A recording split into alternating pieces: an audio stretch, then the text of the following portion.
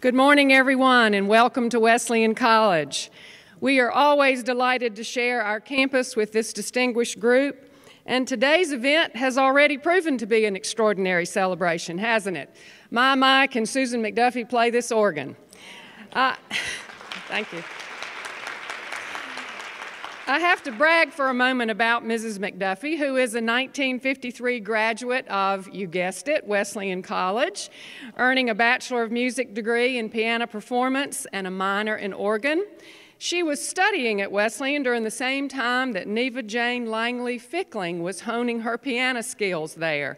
So it is especially fitting that Susan's performance honors her good friend Neva Fickling. Susan also studied at the American Conservatory in Chicago and obviously continues to practice and perform regularly today. In fact, she gets better every time I hear her.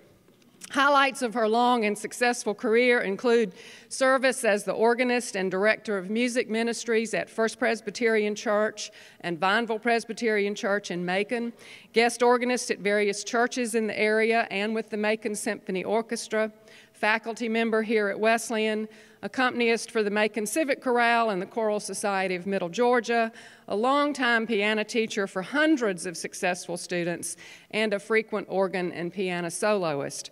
She also collaborates regularly with other artists, including her son, violinist Robert McDuffie, and her daughter, pianist Marjorie McDuffie Watley, in classical as well as pop idioms.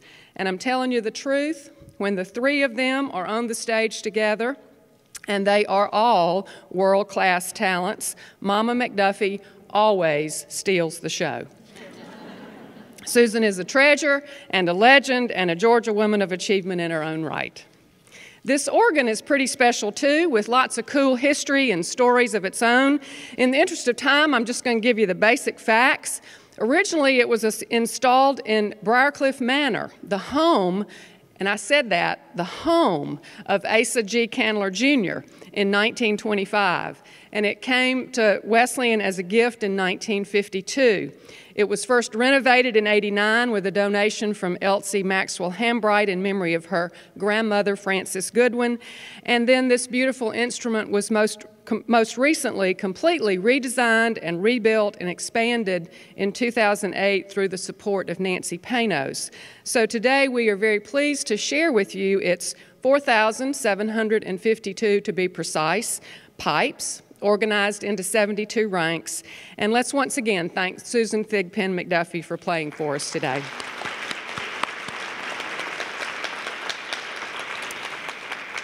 Wesleyan's partnership with Georgia Women of Achievement is both natural and very special, and one we treasure deeply. We share a belief in the power of women and in the power of their stories. These stories of the women we honor today and have honored over the past 22 years deserve to be told again and again, not just because the women themselves deserve the recognition, and they do, but because their lives inspire us and move us to action. They remind us, everyone, that courage and perseverance and grit have the power to change the world. These are compelling messages for us all, and Wesleyan is indeed honored to be a part of this marvelous occasion. Thanks to all the founders, the current leaders, and the generous supporters of Georgia Women of Achievement for 22 years of preserving our history, for telling the stories of these remarkable Georgia women, and for helping us all feel connected to them and inspired by the examples they have set. Thank you all for being here, and welcome again to Wesleyan. Thank you.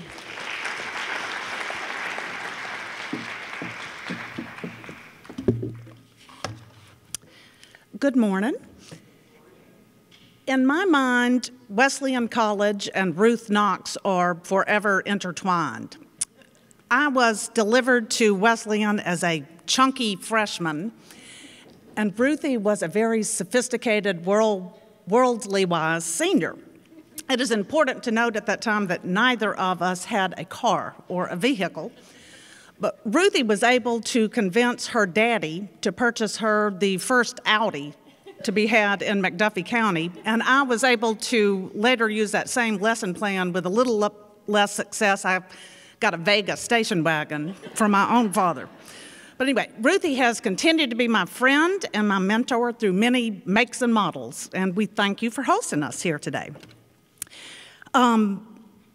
As we begin this year's induction ceremony, I also want to extend thanks to Denise Holloway, Michael McKinney, and Chris Lockerman, who are on the Wesleyan team, and they always make this such a pleasure and just so easy to plan and execute this event. My name is Lee Lambert Goff, and I am currently the president of the Board of Trustees of Georgia Women of Achievement. And on behalf of our entire board, I welcome you all here today, and we thank you for taking the time to be here to celebrate the lives of these three incredible women. If you've been here before, or if you know anything about us, you know that Georgia Women of Achievement it's actually the only History Hall of Fame here in the state of Georgia, and it's one of the very few here in the country. We are the 1988 brainchild of former First Lady Rosalind Carter. Ms. Carter noted that Alabama had a Hall of Fame there and that Georgia didn't, and that just simply would not do. We had to certainly keep up with Alabama. So she proposed that we find a way to honor the history of the women who had made significant contributions here to the rich heritage and culture of Georgia. When Mrs. Carter made this proposition, Neva Fickling and Valeria Murphy were actually in the audience that day, and they set about building a founding committee to plan Georgia's Hall of Fame for women. These two women were quickly joined by Robert Ackerman, Nancy Anderson, Eleanor Lane, Frank Jones, and Colleen Nunn. And together they developed the structure and the organization that later became Georgia Women of Achievement. Their first induction ceremony was held in 1992, and Georgia Women of Achievement has been going strong ever since. I would like, if we could, just have a round of applause for the vision of these women who started the legacy that we are here to celebrate today. We are now in our third decade, and although the overall mission has remained the same, there have definitely been some changes. For example, the internet was not widely used in 1992. And contrast that with today, where the whole world can really view the online videos of almost every woman who has been inducted into our society. So it's been so much fun to work with this it's a very nimble, agile board that we have as we have propelled ourselves onto the World Wide Web.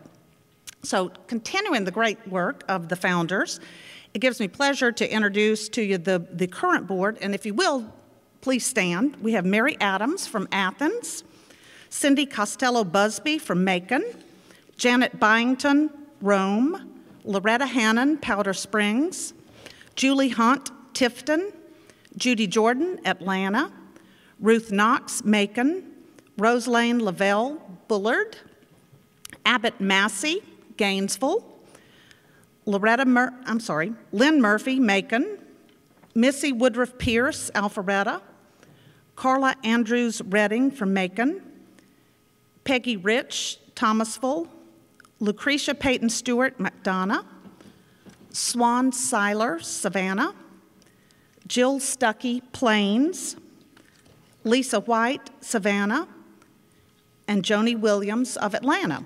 Join me in a round of applause. Thank you for all you do. And like any long-standing organization, we would not be here today without the efforts of former trustees. So whether you were before the World Wide Web or you came after the World Wide Web, if you are a former trustee, will you please stand and let us recognize you? Got a few? Thank you for your vision. And there continues to be a terrific, diverse group who serve as honorary trustees for Georgia Women of Achievement. They are a community of advocates and long-standing supporters who continue to convey our mission and message throughout all of their spheres of influence. I know we have several here today, but Julia, if you're here, please stand. Julia Baldwin, Eleanor Lane, Nancy Anderson, Rosalind Carter, Julianne Chambliss, Janetta Cole, Kathy Cox, Dean Day Saunders, Alice Walker, Judy Woodruff, and Joanne Woodward. Thank you.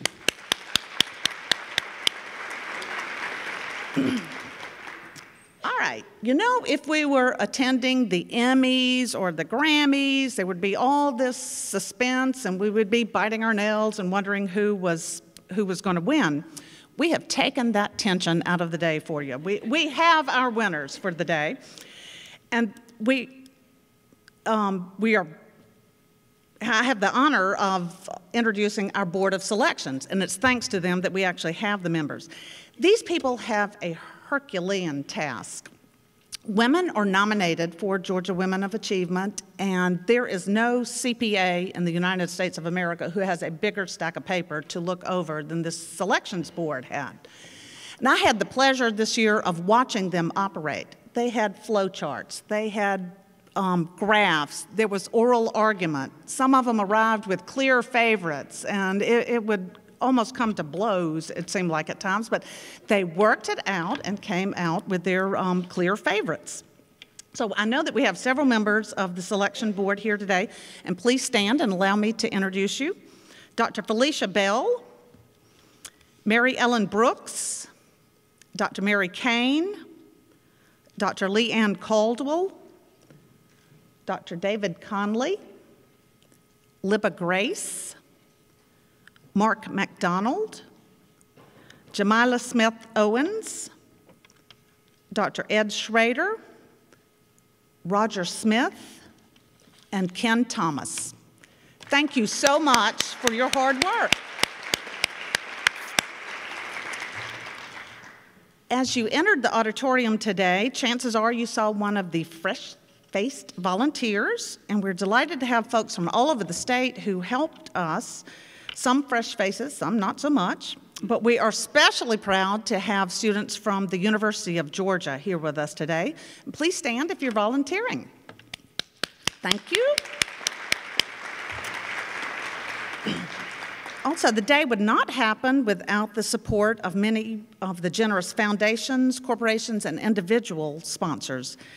It's these partnerships that allow us to produce the videos for the three women that we're going to see today and to promote the vision that our founding fathers had for the 71 women who were previously inducted.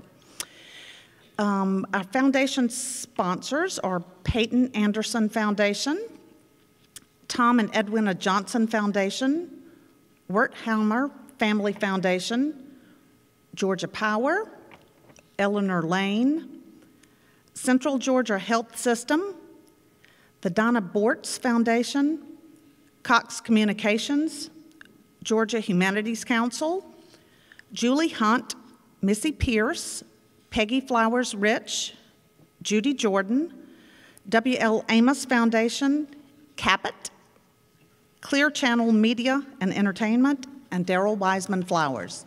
Thank you so much for your support. We also have student groups here today who were supported by these foundations and other gifts, and we are just so pleased to have them. This year we have students, and please stand if you're from these institutions, from Brenau University, First T, Gainesville High School, Georgia Academy for the Blind, Mercer University, Mount DeSales Academy, and the University of Georgia. We are so pleased that you're here with us today. Thank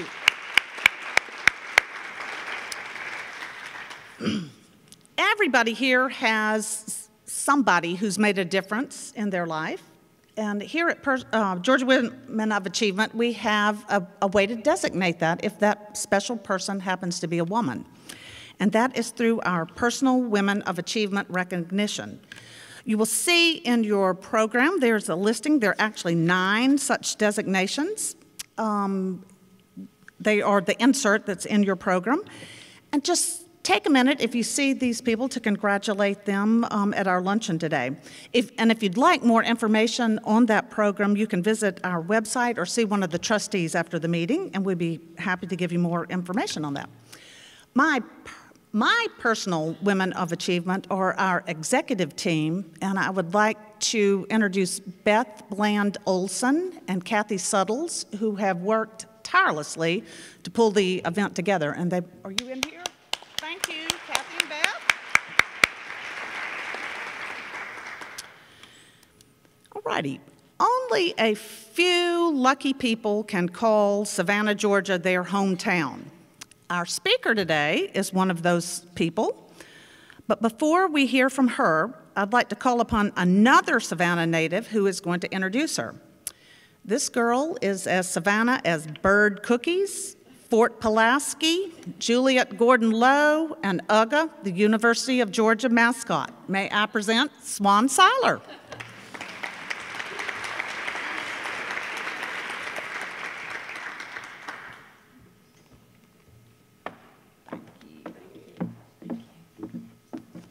Good morning. It is my honor today to introduce a true daughter of the South, Hollis Stacy, our guest speaker. Hollis was born the day before St. Patrick's Day in 1954 to an active family that would soon grow to have 10 children.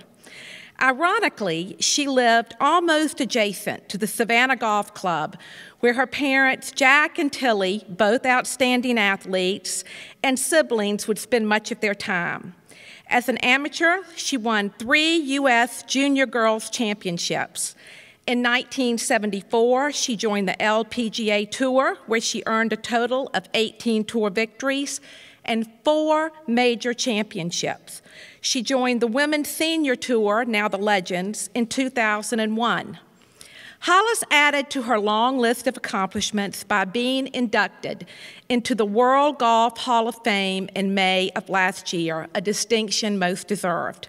Prior to that, her accomplishments were enshrined in the USGA Museum in Far Hills, New Jersey, which I've had the privilege of visiting several times.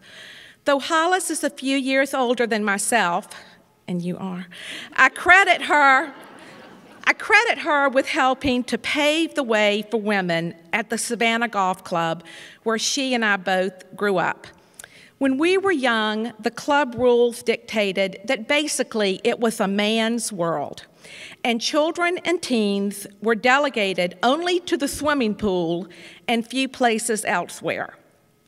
As Hollis's career blossomed, the once stodgy membership began to relax and soon allowed more course time for women and greater access to the facility itself. In October of last year, the Savannah Golf Club proudly recognized her numerous championships and contributions to the sport of golf. A special display commemorating her success will soon be erected in the new clubhouse. Today, Hollis resides in Tampa, where she continues to promote golf for girls and women and is active in First Tee.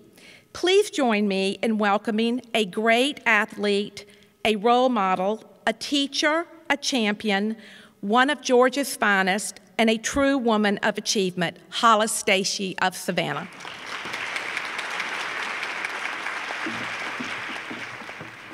What a pleasure to be here. I first of all want to thank Susan McDuffie for that wonderful presentation this morning. That was, I was a little nervous coming in, and I just sat down and I listened, and it just reminded me of those days at the cathedral when my Aunt Patty would be playing the organ, but that was wonderful. I also want to thank Ruth Knox for your wonderful invitation for Georgia Women of Achievement to be here in this beautiful hall. It is stunning. The drive up was beautiful, and I had been here when I was a little girl looking, at colleges, and it was beautiful. I loved it. But Swan, you're too kind for the introduction. I think that's the first time I've heard, wonderful accolades of women from the Savannah Golf Club opening up, I've heard just the opposite, because there's so many of my friends that got golf clubs from their fathers because they wanted to play golf. They wanted their daughters to play golf like Hollis Stacy. So there were about a dozen women that came up to me. Do you know that my father really wanted me to play golf, and I hated it? So I thank you, Swan. Your parents have known me since I was a baby. So I am so honored to have you introduce me. And, you know, I was driving up. I said, well, of course I'm going to wear my Georgia colors. So I have the black and I have the red purse. So I am, you know, I'm not much for talking about myself because, you know, you can Google that. I do want to tell you a little bit about my family history, because wherever I've gone throughout the world playing golf, I've always considered myself a true Georgian, and I have been and still continue to be most proud of my family history.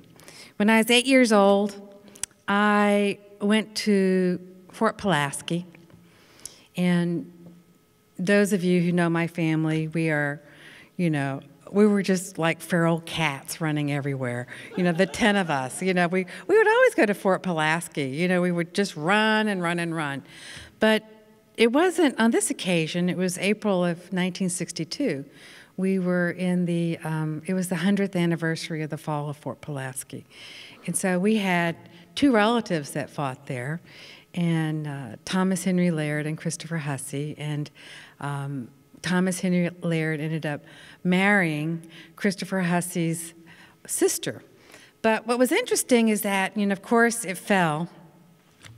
It fell because of the rifle cannon, which was a good thing. I mean, it was a bad thing back then, but it was a good thing. It helped preserve the Union. But my Thomas Henry Laird went to New York for the camp for the infantry, the prison up there. And Thomas and Christopher Hussey went to Lake Ontario prison and for the officers.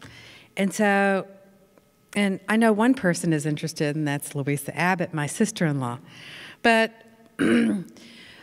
Thomas Henry Laird's parents were in New York. And because of that relationship, that is the reason my ancestor lived. He was released about 6 months later, and he was coming into the city. He walked all the way from New York to Savannah. And back then, before the war had ended, all the families were waiting outside the borders of Savannah, which was just west of City Hall. And my ancestor, Thomas Henry Laird, looked so bad that he walked by the relatives and he went to his house, which was on near Bay Street, near the old Coca-Cola building. And they screamed because this man looked so bad. And he opened the door, and not until he walked in the house did they realize it was their father. So a little bit of history, but I'm most proud of that, and also the part where, you know, I didn't know, we used to call my great-grandmother Big Mom. I mean, she was big. She was little, but we were scared of her. She was the granddaughter of the governor of Georgia, and so we never really, you know, we just knew her as Big Mom, but she lived the life after the Civil War. Her mother was the daughter of the governor, so she lost everything. And so, but the one thing she retained was a boarding house. Her grandfather was Governor Brown, and he had railroads and land, and he was a senator. He was a Supreme Court justice. He was everything. And had he lived today, he would have been a Fox commentator, I'm sure. But he, you know, she retained this boarding house, and that's how my grandmother met my grandfather. And so we go back and we go by 757 Duffy Street. We always reminisce of that wonderful, rich history that our family has. And I'm so proud of it. I love it. I love it. So, Georgia Women of Achievement, thank you so much. As I was driving up from Holmes Beach, and nobody knows where Holmes Beach is, thank goodness, but I was thinking, what am I going to say? What am I really going to say? And I've read all the wonderful, fantastic bios of all the inductees, and I looked at it, I said, well, how are they like me? And I started thinking, I said, well, we've certainly heard that word no a lot. So, no meaning, no, you're a woman, you can't do that. No, you're an African-American woman, you certainly couldn't do that. And then as I was growing up, I just, no, you're a woman, you are not good enough to do this. And thank goodness there were strong women that created, that were mentors to me and strong enough to start Title IX. So I am most thankful to all the wonderful, strong women that enabled me to create a wonderful life and to be the person that I am today. Several years ago, speaking of the word no, I was, for years I've been trying to start an LPGA event in the city of Savannah. And so I said, it would be wonderful. What a great idea. I've been talking to this person, to everyone, to the port, to every corporation, because I knew everyone in Savannah, the Georgia Port Authority, and they said, what a great idea, what a great idea. And so lo and behold, I'm watching WTOC, and I see this announcement, and they're so proud. Over in Hilton Head, they're announcing that the Royal Bank of Canada is saving the heritage. And unfortunately, that was the same group I was hoping to sponsor the Savannah event. So I was a little perturbed. So that was my big no. And so, I've been still working very hard. And then the Port of Savannah has been getting the big no from South Carolina, but somehow everything seems to be moving along. And so now it looks 100% that the Port of Savannah will be and is the fastest growing port in the United States, if not the world. So I will be bringing an LPGA event, and in fact, I'm talking to some major sponsors, and I am so proud to do this because the state of Georgia and the Coastal Empire supported me 1,000% in my quest to be the person that I wanted to be, which enabled me to be in the World Golf Hall of Fame. But I will be able to bring the world to Savannah. And what makes that special is that I know everybody's complaining about the dominance of non-Americans on the LPGA Tour. I look at that as a wonderful boon. We've got Shanshan Fang, People's Republic of China. We've got Ai Miyazato, who's more famous than the most famous baseball player in Japan. We have Sairi Pak, who, when she won the U.S. Open in 1999, there were 70% of all of South Korea was watching her win at 3 in the morning. So I am confident that we will bring not only a wonderful sporting event, but but an event that will bring eyeballs to the coastal empire and the state of Georgia. I've been most fortunate to be a part of the first tee in Savannah. And how that's worked out has been wonderful because I went to Savannah High School, and all the principals of the schools that are participating in the First Tee program, I went to school with. And in fact, some of the members of the board are the Board of Education I went to school with. So it's a great fit, and I'm thrilled to be a part of that. We have empirical data that corresponds the self-esteem of the young students and a correlation of their GPAs, which are going up very high. In fact, there was an article in Savannah Morning News just last week. So I'm thrilled to be a part of that. So I hope not to create just a wonderful sporting event, but I want to build a perfect sporting event where there will be massive global appeal to the Port of Savannah and the state of Georgia. And with that, we're going to have kids that are going to be graduating from high school and getting scholarships to Georgia institutions and being great individuals. So I'm thrilled to be a part of that. I couldn't have done that, and I couldn't have done that without the love and support of the Coastal Empire. And when I was being inducted into the Hall of Fame, you know, it took a lot for me to get through my speech. And because there was so much love and support. We had, the biggest group was from Savannah. And I was giving my speech, and I was given, you know, I called up all my friends who gave lots of speeches.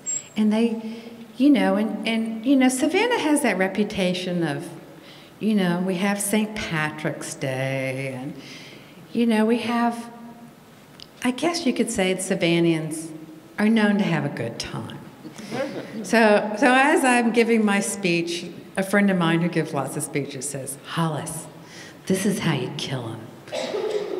You pause, and then you make a point." So here I'm making my point, and my friends have had several cocktails. So at every pause, I'm trying to make a point. They're all standing up because they think it's the end of the speech.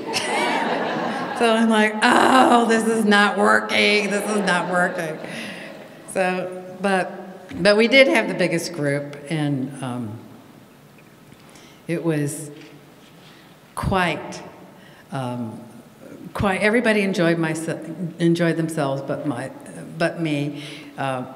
In the course of this, you know, preparing for the speech, my mom said to me, and we know Tilly.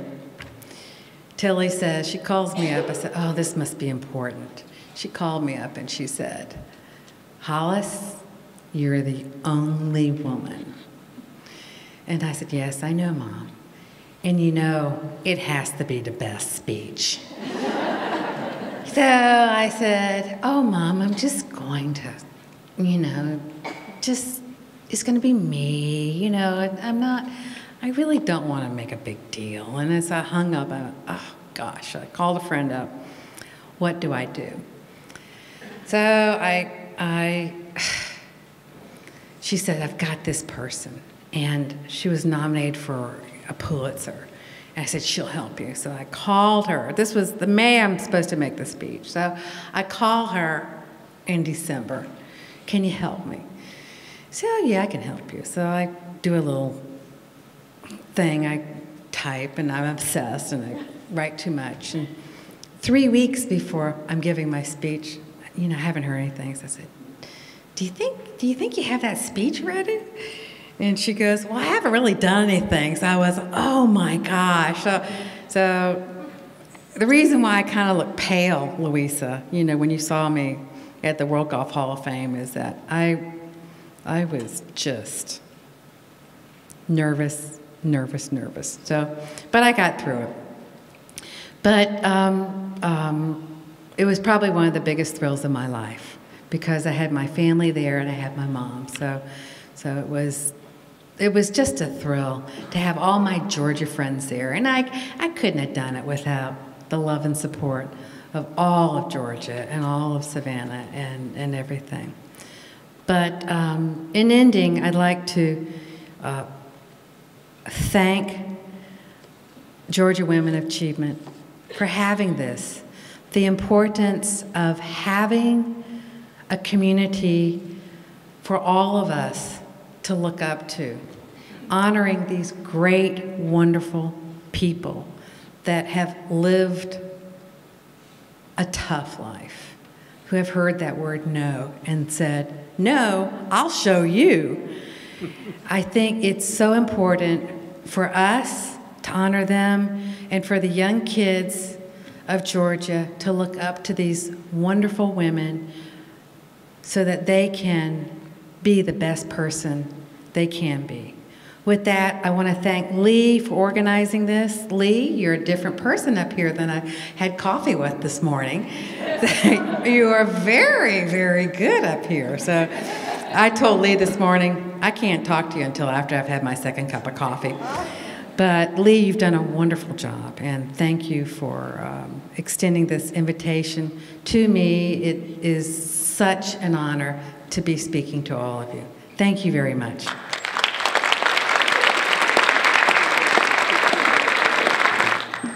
Hollis, thank you so much. It is my pleasure on behalf of Georgia Women of Achievement that you are our personal woman of achievement for today. And also, we would like to make a contribution to the First Tee program. So thank you so much.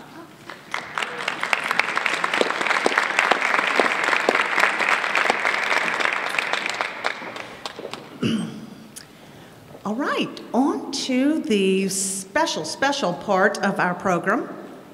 We have been able to use the narratives, the documents, and the interviews from the communities and the families of our 2013 inductees to produce a video about their lives.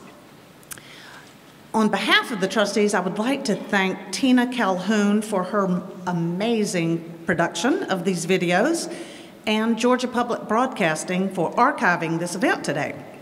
Their expertise and dedication to the preservation of this little slice of Georgia history means that the legacy of these three special women that we are honoring today can be enjoyed for generations into the future.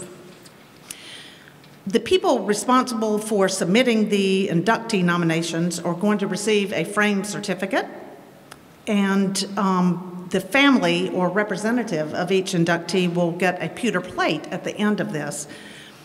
But it is my honor to introduce the first video, which today will be for Henrietta Stanley Dole.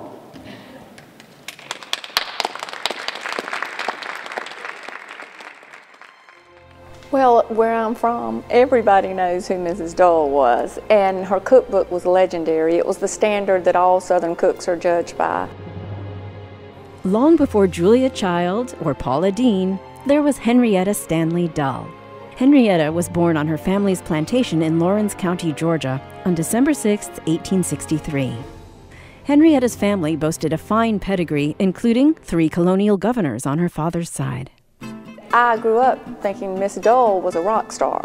She's from Lawrence County, and I am too, and it just a lot of connections through the years. During her early years, Henrietta observed the cooks who provided the daily meals for her family.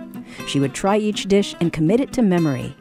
As a child, Henrietta bribed the cooks to allow her to make cornbread, which would become her favorite.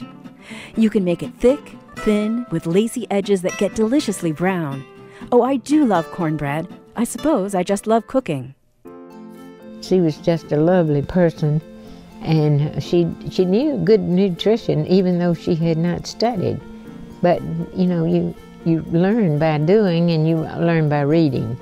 So there was a lot of things that she could research on her own. At the age of 23, Henrietta married Samuel Rice Dull of Virginia, and they started a family. After a decade of marriage, her husband began to suffer from mental illness, and Henrietta found herself supporting the family. She did the only thing she knew how to do, cook. Her great love was baking cakes. I guess she did some of that just to sell to make some money. Maybe that's the way she got started. Preparing cakes and sandwiches for the ladies of her church, Mrs. Dull soon began to sell a large variety of prepared foods out of her home. What started as a way of making ends meet eventually became a successful and very profitable venture. Well, when I first came to work for a gas company, Ms. Dull lived in the territory that I had. And of course she had been doing some of these things. A little background for her is that she worked for the gas company for a while, teaching, doing some cooking schools. The owners of Atlanta Gas Light Company invited Mrs. Dull to initiate a program of home service to promote the sale and proper use of gas stoves. She always compared a gas range to a husband by proclaiming you couldn't get the best out of either until you learned how to manage them. The Atlanta Gas Light Company was the first company to sponsor a cooking show. Really an interesting experience in that we had to learn a lot because we knew nothing about being on TV. We'd always had programs in the schools and in the communities. I think she, blazed a trail. I mean, she had a job way back when a lot of women, were not in the workforce. During World War I, Mrs. Dull served as a hostess in the Soldiers' Recreation House on Peachtree Street. Affectionately known as Mother Dull, she was a cook for more than 50,000 boys. She was industrious, and she knew how she had to feed all those children. And she knew that she would have to make a living for them, and so she went to work. 2 of her sons enlisted in the Army, and Mrs. Dull believed it was her duty to comfort the young men stationed at Camp Gordon in hopes that someone would do the same for her boys. Her success at Atlanta Gas Light led to an offer from the Atlanta Journal to write and edit the home economics page. As with all her previous efforts, Mrs. Dull became an instant success. Her cooking expertise soon spread throughout the South and led to invitations to make cooking demonstrations and conduct cooking schools as far north as Delaware. She was actually called the home economic editor for the Atlanta Journal, and she saw that we needed to teach the girls, and it was girls back then, but to teach, how to make healthy meals. She was a forerunner for women having opportunities to get out into the public and make a living. I don't think that people will ever forget her because of what she meant really for women. Mrs. Dull's landmark work was simply titled Southern Cooking. The 400-page book, which has sold more than 250,000 copies, was designed to be a practical guide to preparing dishes. With over 1,300 recipes, the book emphasized the need to make cooking simple. And she has a lot of recipes, and Ms. Dull probably had some by word of mouth, fried chicken, and I'm sure any Southern lady's going to have fried chicken in that. Southern Cooking was dedicated to Friends, the women of Atlanta, and the South. It is still defined by culinary connoisseurs as the Bible of Southern cooking. Well, it was out of print for a while, and then the University of Georgia printed it again. And it was the wedding present of choice because really, if you're going to be in the South and you're going to cook, you've got to have that cookbook. After 20 years with the Atlanta Journal, Mrs. Dull retired in 1938. For another 20 years and well into her 90s, she enjoyed cooking for friends and family in times of celebration and in times of grieving. Henrietta Stanley Dull died on January 28, 1964, at the age of 100. Her life was described as one of unselfish service and outstanding achievements. She blazed so many trails for women in Georgia. She really is a true icon.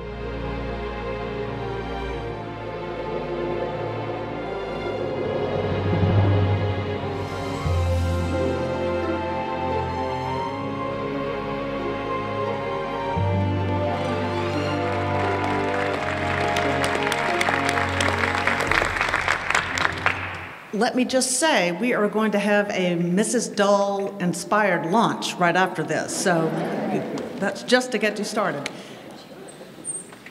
Mary Pat Stubbs and Deezy Phillips were the 2 people who nominated Mrs. Dull, and I'd like, please come forward. This is Deezy.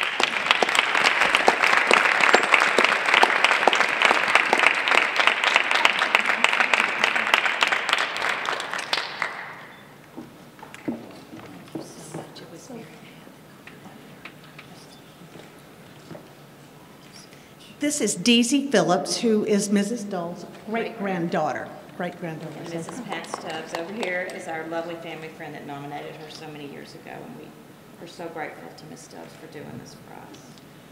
And I'm accepting on her behalf. Thank you so much.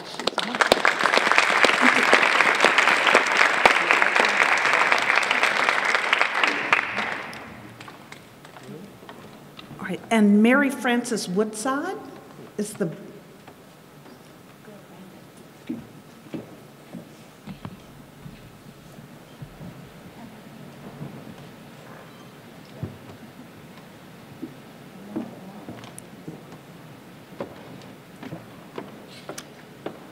Miss Woodside is the granddaughter.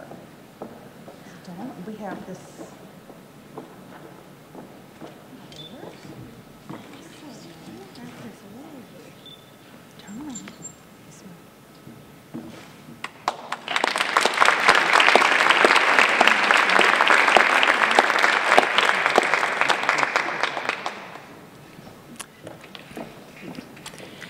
Our next honoree is Mary Gregory Jewett. Her name is Mary Collis Gregory Jewett. Collis was my mother's maiden name. My brother was 2 years younger than my sister. He couldn't pronounce Collis, so he said Polly. And I just do not know how it carried her whole life. Mary Collis Gregory was born in 1908 and grew up in Decatur, Georgia. She went to Agnes Scott 2 years, and then we lived in Decatur at the time, close to Agnes Scott. And so she went as a day student, and then she went to Georgia. You know, back then, a lot of women probably didn't graduate from college and even go to college and then have a career like she had. Mary Gregory graduated from the University of Georgia in 1930 and became an outstanding leader in historic preservation in Georgia. She married and had one son, George. She was a stay-at-home mom until I was about 15 years old, which was halfway through high school. She seemed to be interested, like my daddy, in journalism and keep the history of Georgia and save the things that we had. My grandfather was actually the director of the Historical Commission at that point in time. He had been appointed by Herman Talmadge. And so she went to work for him for about 5 years. Then when he retired, she was promoted to the director of the Historical Commission. That's all they ever cared about. They didn't have hobbies. They enjoyed this, and so that's what they did. I worked for Mary from 64 to 74. That was the old Georgia Historical Commission, which no longer exists. And there's quite a saga about how Jimmy Carter, as governor, reorganized state government. The creation of the Georgia Trust for Historic Preservation was announced at the 1973 conference held in Macon. The organization's first president was Mary Gregory Jewett, an organizing force behind the founding of the trust. Mary Jewett and Marguerite and I, in lots of ways, founded the Georgia Trust. She would travel the state at first through the state organization, and then she was a charter member of the Georgia Trust for Historic Preservation. In fact, one of the first leaders in the 70s. The Georgia Trust was formed by a small group who were passionate about preserving the state's historic built environment and saw a need for a nonprofit organization that could focus on a statewide effort to preserve it. But part of the deal, and I'm not sure that anyone much even knows this, it was a membership organization, the new thing, the Georgia Trust. It was actually incorporated in 73. Mary died in 76, so she was only head of that for 3 years, more or less. During the Trust's charter year, the young organization grew to over 1,000 members due to a successful drive led by Marguerite Williams. But she and the co-founders, almost right out of the box, got 1,000 members. And very shortly after she died, I read that it was the largest organization in the country of its type. She was connected with Marguerite Williams and the families in Savannah who had the financial wherewithal, and she had the background with state government. So she was, for me, kind of a heroine. That's Mary Jewett, that's Marguerite Williams, there's Jimmy Carter, there is yours truly, looking very young, and he was declaring it Historic Preservation Week in Georgia, 1971. Georgia Historical Society, the local historical societies, and we all benefited from it. And I felt like I was sort of in on the birth of a lot of that by knowing Miss Jewett. She had a love for history, but I mean, also it was a job. She wasn't doing it for a legacy. I mean, she was doing it to help support her family. My husband was president of the Gainesville Historical Society. He picked out 10 houses that he wanted to save. My sister was head of the commission, and so she came up, "Why don't you save all the houses?" I'm very thankful now for what Polly has done, and probably didn't appreciate it way back when, but now I do. At that time, any woman who achieved anything was unusual. If you read the things by Margaret Shannon and Jim Morrison, why they refer to the fact that in dealing with the state legislature and things, why she was about the only woman doing it at that time. Mary Jewett died in '76. She had cancer. She invited me to come to have dinner with her. She made dinner for us in her apartment out in Decatur. And as I was leaving, Mary said to me, she said, "Bill, you know, I have cancer." And she was no longer living about a month later. I think the legacy of leadership is fragile, and that without programs like Women of Achievement, it's just forgotten. And I'm proud that, you know, what she did, you know, just for our family. I mean, she did it for so many people.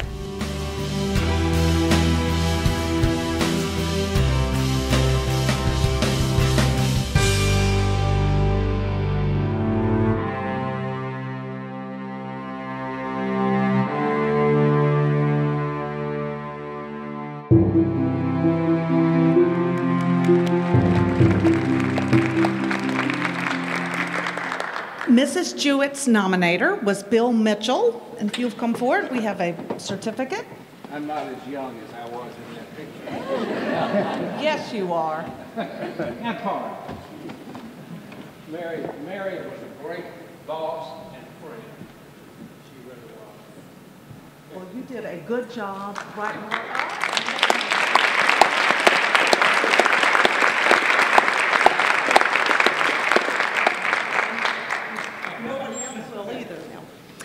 Mrs. Jewett's son, George Jewett, is here to accept the pewter plate and certificate. I understand we also have her sister, Adelaide Norton, and her daughter, Martha Hodge, are here with us today.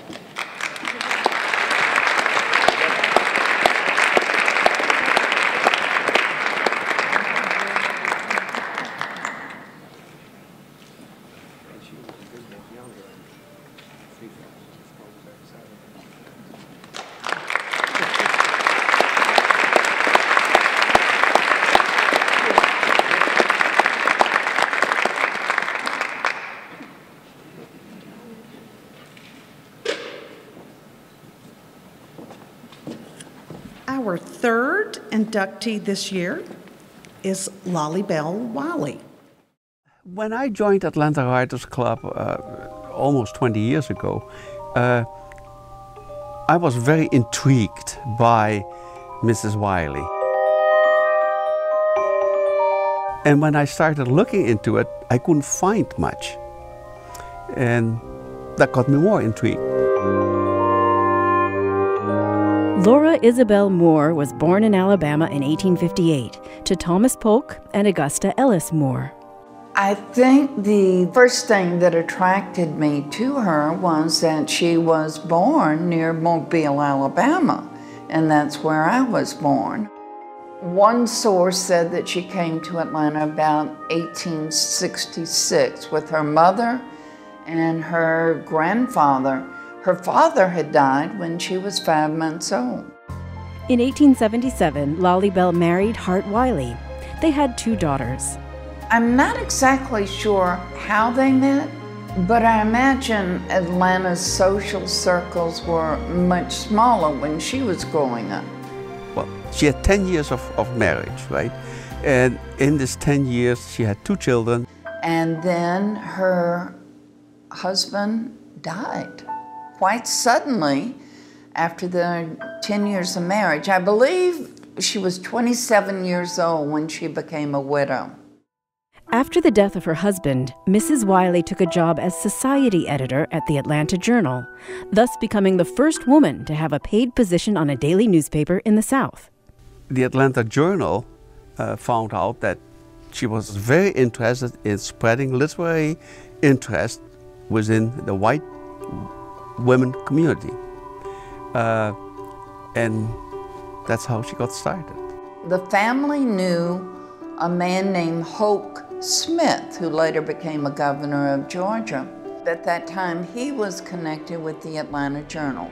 And Lolly used to tell the story that the first book of her poems were published the day that her husband died. That got her to thinking, well, maybe I can sell this book.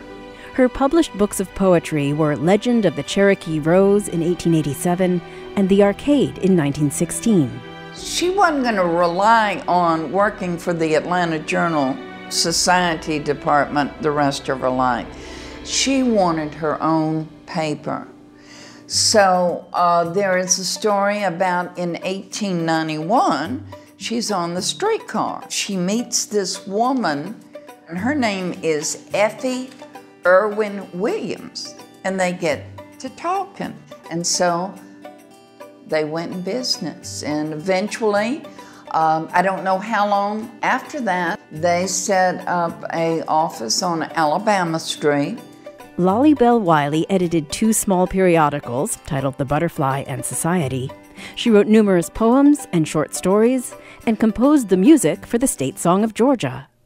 In 1922, a song called Georgia, with the lyrics by a man named Robert Loveman and music by Lolly Bell Wiley, became the state song for Georgia. And it was the state song for Georgia up until Ray Charles sang Georgia on My Mind to the Georgia legislature.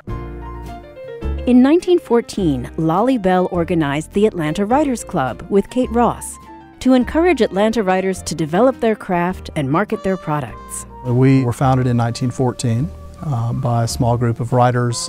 Ms. Wiley was one of the founding members and an early president. We were founded to serve as a social network for area writers and also as an educational organization to teach our members about the craft and business of writing. And it is the very first literary organization in the South. When we were founded, it really was an elite literary organization. These literary evenings that she organized, of course there was music, there was good dinner, and there was high society there, and you had to have an invitation to enter even. If you were asked to be a speaker, you were introduced by one of the members. And my sense is it was primarily men that were recognized writers, but Ms. Wiley was one of the real groundbreakers. Certainly there were women writers and certainly there were women members, but I think that it was favored more towards the males. She moves on beyond Atlanta to the national scene of things during her lifetime. Her daughter wrote a long story about her life. She only talks about her mother's achievements, her mother's life, contacts, who she helped and what she all came up with, because she came up with all these brilliant ideas of supporting, like for instance, planting the trees at Piedmont Park. The Atlanta Press Club planted a tree on November 28, 1926, 3 years after Lolly Bell's death, honoring her contributions. The idea of planting trees to honor successful Georgia writers in Piedmont Park was originally Mrs. Wiley's. My sense of her is that she was a risk taker.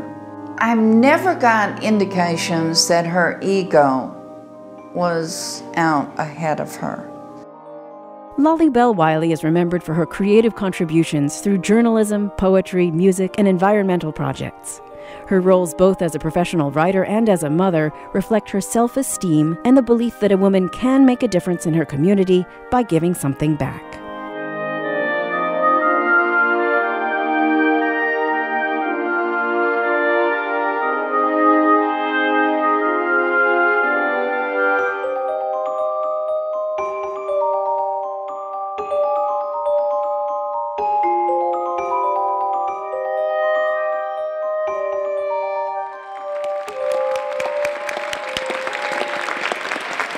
Today we have Ann Taylor Boutwell and Adrian Drost, who were nominators for Lolly Bell Wiley.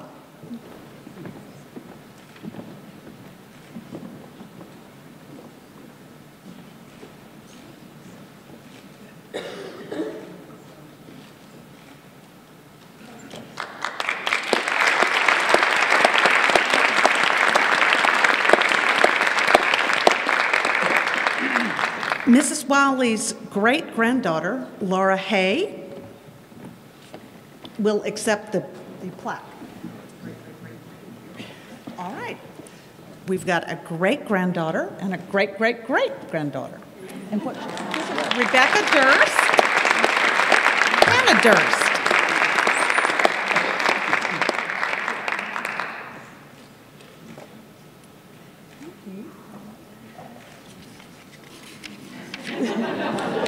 So cute. Thank you for being here today. We appreciate all of you being here to share this wonderful celebration, and it reflects the charisma and the leadership of the now 74 women who are honored in our online museum. And these tributes make their stories come alive for the entire world, thanks to the internet. I offer my deepest thanks to the people who nominated these remarkable women and to their families who are here with us today. Without your efforts to preserve this legacy, it's quite possible that much of this history would be lost.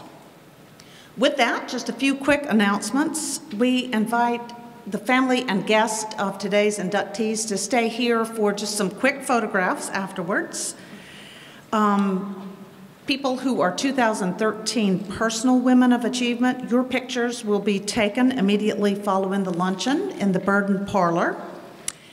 And for all of us, lunch will now be presented in the Anderson Dining Room, and there are some volunteers that'll help us make our way. So with that, we stand adjourned. Thank you for being here.